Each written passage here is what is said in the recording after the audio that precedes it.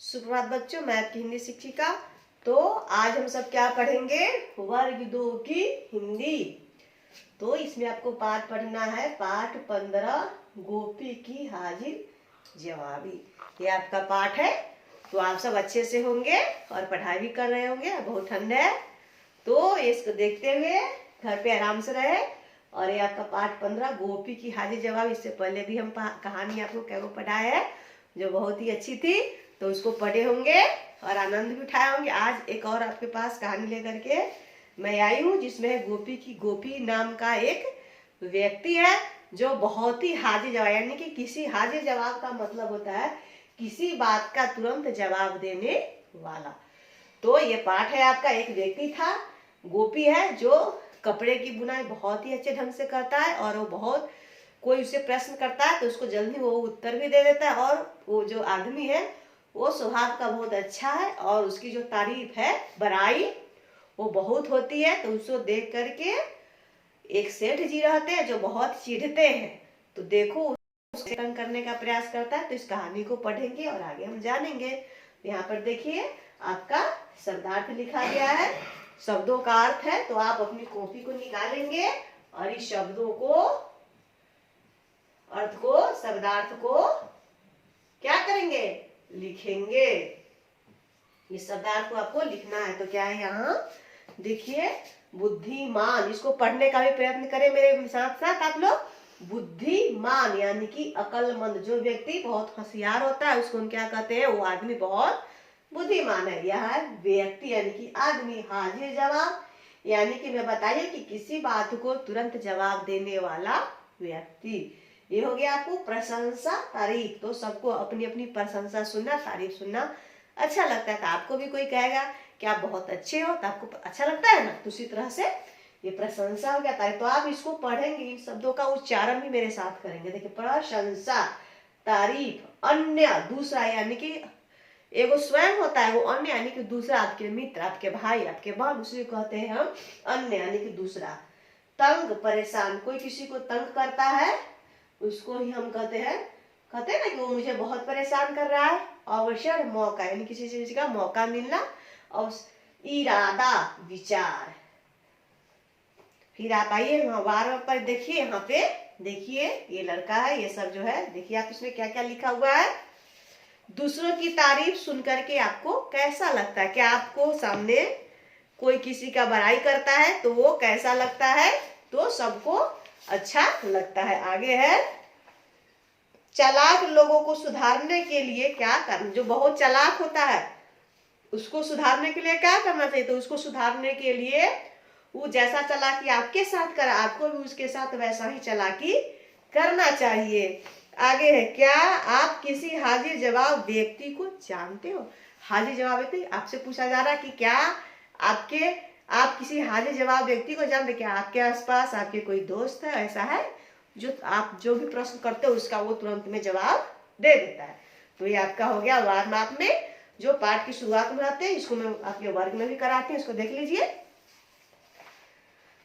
फिर आगे कहानी है आपका। एक सेठ जी जो थे वो गोपी की प्रशंसा सुनना उसे बिल्कुल भी पसंद नहीं है। तो वो सोचा कि हम इसको, वो इससे ईर्ष्या करते थे। ईर्ष्या का मतलब क्या होता है? जलना। कॉपी में लिखेंगे, ईर्ष्या का मतलब होता है जलना। ये हो गया आपका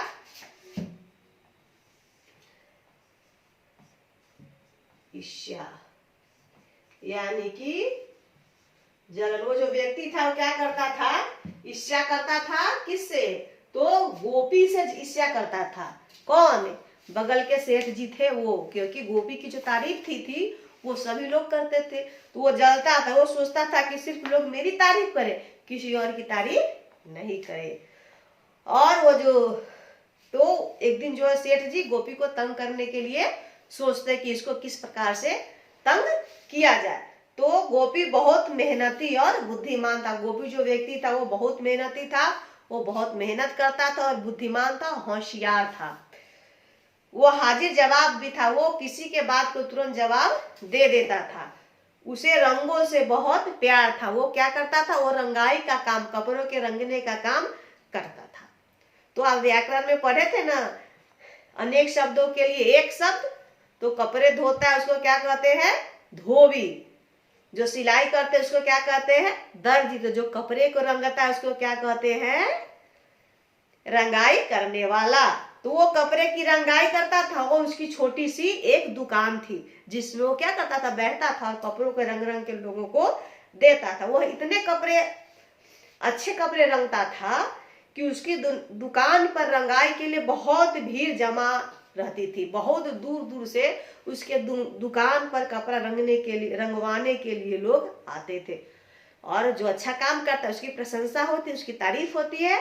तो उसकी प्रशंसा हो रही थी कि गोपी जो है बहुत अच्छे कपड़े रंगता है। तो ये सुन करके बहुत दूर दूर के गांव से भी लोग उससे कपड़ा रंगवाने के लिए आते थे। और कुछ ही दिन में उसका जो नाम था वो दूर दूर तक फैल गया। लोग उसके काम को प्रशंसा करते थे, यानी कि तारीफ करते थे। कहते थे कि गोपी जो है वो बहुत अच्छे कपड़े रंगता है। और यह बात जो थी वो सेठ जी को हजम नहीं हो रही थी, यानी कि पच नहीं रही थी कि कोई मेरे अलावा कोई किसी और की प्रशंसा करे। तो वो मन ही मन क्या करता था? गोपी से चिढ़ रहा था, यानी कि गुस्सा होता था कि लोग इसकी तारीफ क्यों करते थे। उसको जलन हो रही थी। एक दिन सेठ जी ने गोपी को, सेठानी बोली कि से तुम जाते हो ना, तो तुम्हारे घर दुकान के बगल में गोपी है, उससे मेरे कपड़े रंगवाना है, मुझे उसे कपड़े देना रंगने के लिए। तो जो सेठ जी थे वो बहुत प्रसन्न, तो सोचते थे कि चलो गोपी को तंग करने का मौका मुझे मिल गया। और यही अवसर जो थे वे सेठ जी ढूंढ ही रहे थे। और वो क्या किए कि सेठानी जो थी वो कपड़ा दी। सेठ जी खुशी से लेकर के और गोपी के पास गए और बोले कि गोपी गोपी से मुझे ना कपड़े रंगवाना है। तो बोला कि अच्छा लाइए। तो बोलता है कि गोपी सेठ जी से पूछा कि आपको कपड़े किस रंग में रंगवाना है? तो वो बोला कि इसे मुझे कपड़े किसी भी रंग में नहीं रंगवाना है, यानी कि वो किस रंग में रंगवाना चाहते, तो किसी भी रंग में मुझे नहीं रंगवाना है, क्योंकि सेठ जी तो उसको तंग करना चाहते हैं। तो सेठ जी पूछे कि मैं तुम्हारा काम देखना चाहता हूँ, अपने मन से किसी भी रंग में कपड़े को रंग देना, तुम्हारी बहुत तारीफ मैंने बड़ाई सुनी है। तो ये तो कोई रंग नहीं बताया कि किस रंग में रंगवाना है। अब सेठ जी को अवसर मिल गया। फिर सिर खुजलाते हुए वो बोले कि मेरी वैसी कपड़े के बारे में कोई खास पसंद नहीं है। मुझे लाल, सफेद, पीला, काला, नीला, बैगनी, आसमानी और नारंगी बिल्कुल पसंद नहीं। समझे? किसको बोले? वो बोले गोपी को। तो गोपी समझ गया कि ये जो है सेठ जी वो मुझे तंग करने के लिए यहाँ आया, क्योंकि उसे कपड़े तो किसी रंग में नहीं रंगवाना है। गोपी चतुराई से हंसते हुए बोला, समझ गया सेठ जी, मैं आपकी पसंद से कपड़े रंग दूंगा, यानी आपकी पसंद के रंग से कपड़े रंग दूंगा। गोपी समझ गया कि सेठ जी का इरादा मुझे तंग करने का है। उसने सेठ जी से कपड़ा ले लिया और अलमारी में बंद करके ताला लगा दिया। सेठ जी मन ही मन बहुत क्या थे? खुश थे। तो आपका ये जो पाठ है यहीं पर समाप्त तो अभी नहीं हो रहा है, आधा समाप्त हुआ है और आधा मैं आपको अगले वीडियो में बताऊंगी। तब तक के लिए धन्यवाद।